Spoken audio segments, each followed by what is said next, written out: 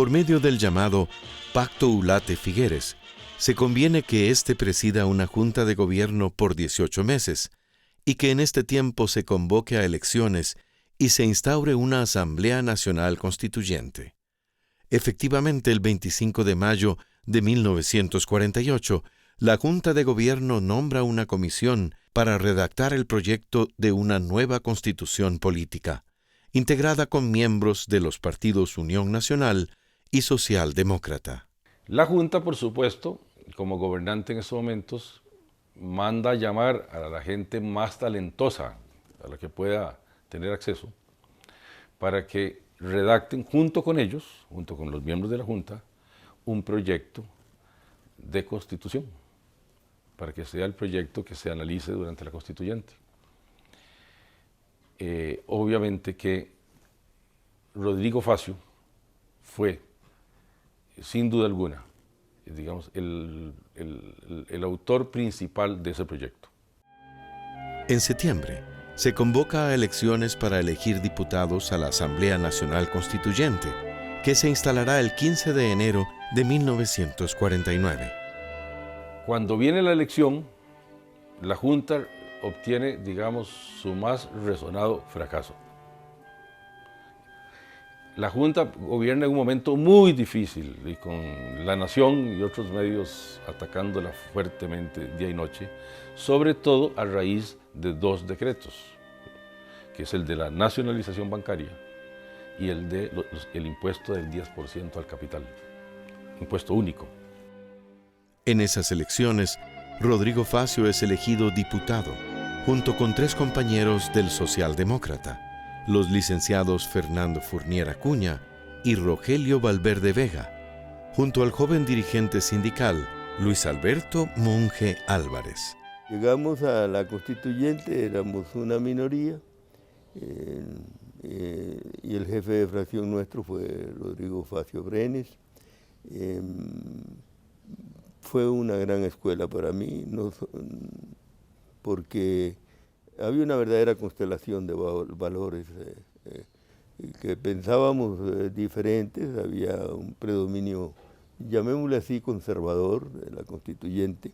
Determinan un pensamiento que se nota que es un nuevo pensamiento político, un nuevo pensamiento sobre lo que sería el país, que realmente se refleja no en la constituyente, sino en el proyecto de constitución que manda la Junta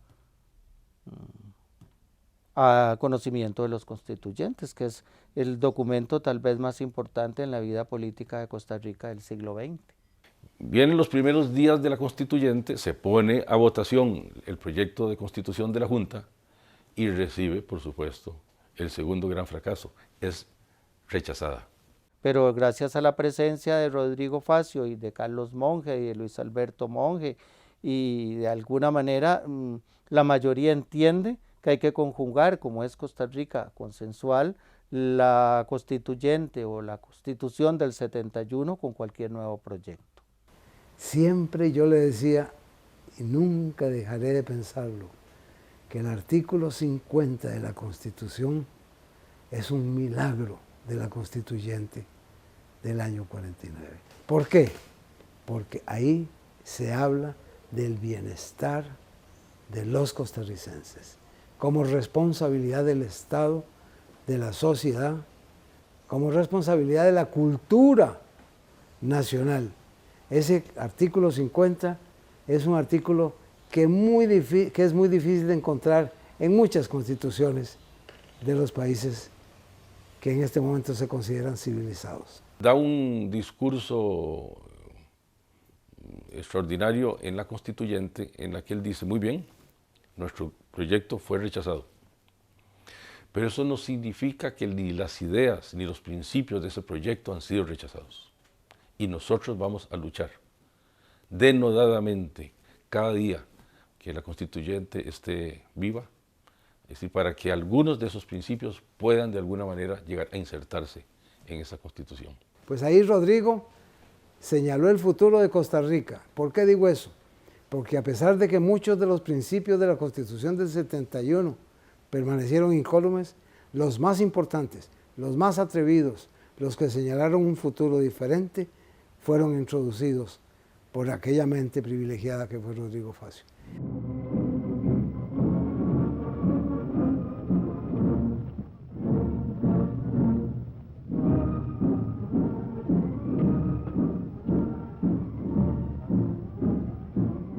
Costa Rica, con una nueva constituyente y luego de 18 meses de mandato de la Junta de Gobierno, comienza una nueva etapa en su vida republicana.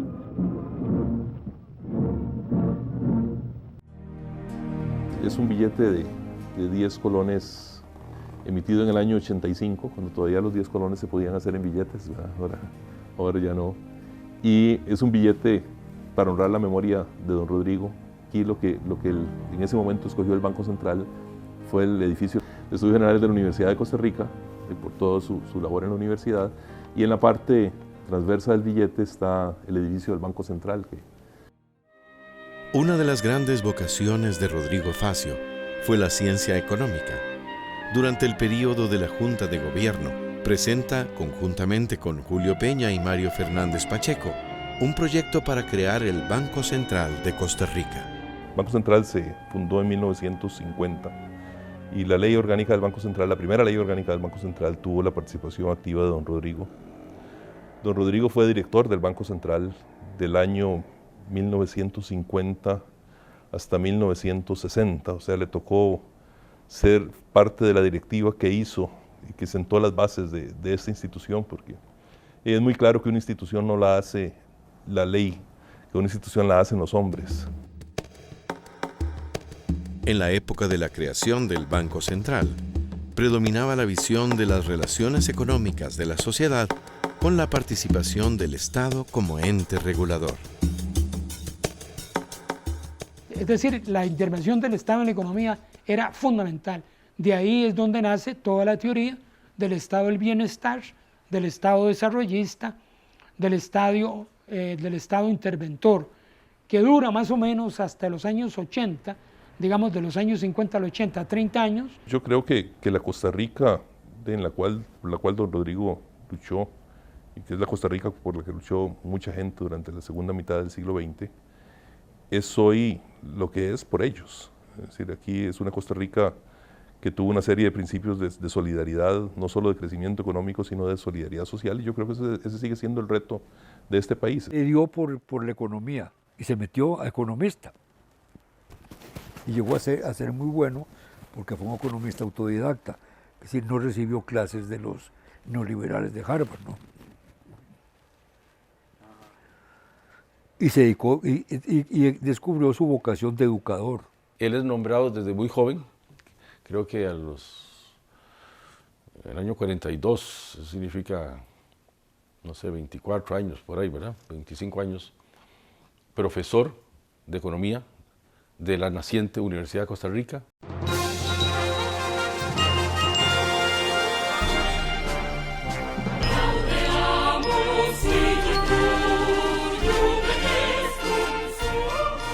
Aquí hay mucha susceptibilidad política sobre eso, que estoy rebajando el mérito que tuvo el doctor Calderón Guardia y don Luis Demetrio Tinoco al crear la Universidad de Costa Rica.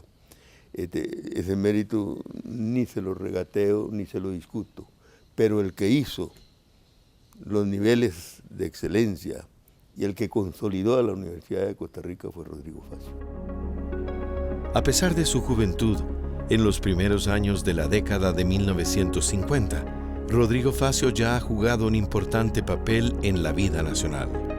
Estudioso, ensayista e intelectual, activista político, diputado constitucionalista y economista. Sin embargo, es en estos años en donde se le presenta un gran reto, que asume con pasión y responsabilidad: la rectoría de la Universidad de Costa Rica. Es aquí donde Facio encuentra el espacio óptimo para desarrollar sus valores y visión de mundo. En aquel entonces Rodrigo era profesor universitario. En aquel entonces Rodrigo fue decano de la Facultad de Ciencias Económicas. En aquel momento los estudiantes pensamos que Rodrigo tenía que ser el rector. Y entonces empezó un movimiento que era como empujar algo redondo cuesta abajo. Todo el mundo estuvo de acuerdo. Y se eligió a Rodrigo, y Rodrigo llegó a la universidad con muchas ideas, pero yo diría que con dos metas: la renovación de la enseñanza universitaria, número 1, y 2, la apertura de la universidad para el mayor número posible de estudiantes. Yo creo que él siempre consideró que no podía haber universidad sin una integración. Antes no se decía en esa época así, pero para él era una institución holística, donde la dirección de la universidad solo se podía ejercer desde un lugar donde hubiera capacidad de visión global de lo que es el conocimiento, su transmisión, su distribución, su utilización en bien de... El concepto que más revolucionó fue la universidad vinculada a la acción popular o a la acción general de la sociedad. Los textos más hermosos de él son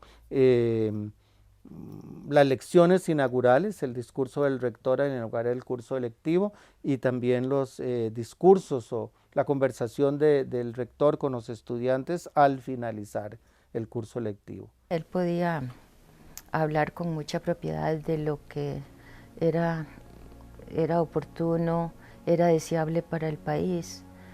Entonces siempre pensamos pues que la universidad tenía el rector que se merecía.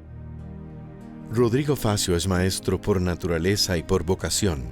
Enseña naturalmente, dentro y fuera del aula, hablando en tono suave y convincente. Sencillo y de trato cordial, no es sin embargo complaciente como maestro, sino estricto y enemigo de los juicios superficiales o apresurados. Su visión del mundo, un humanista convencido.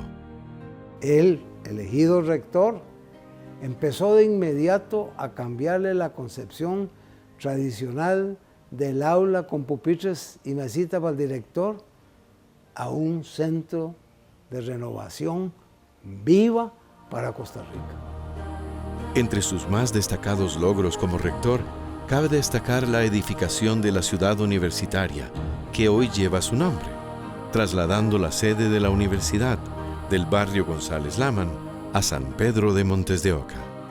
Además, centra los esfuerzos de su gestión en la reforma universitaria que culmina en el año de 1957, con la creación de la Facultad de Ciencias y Letras y los Estudios Generales.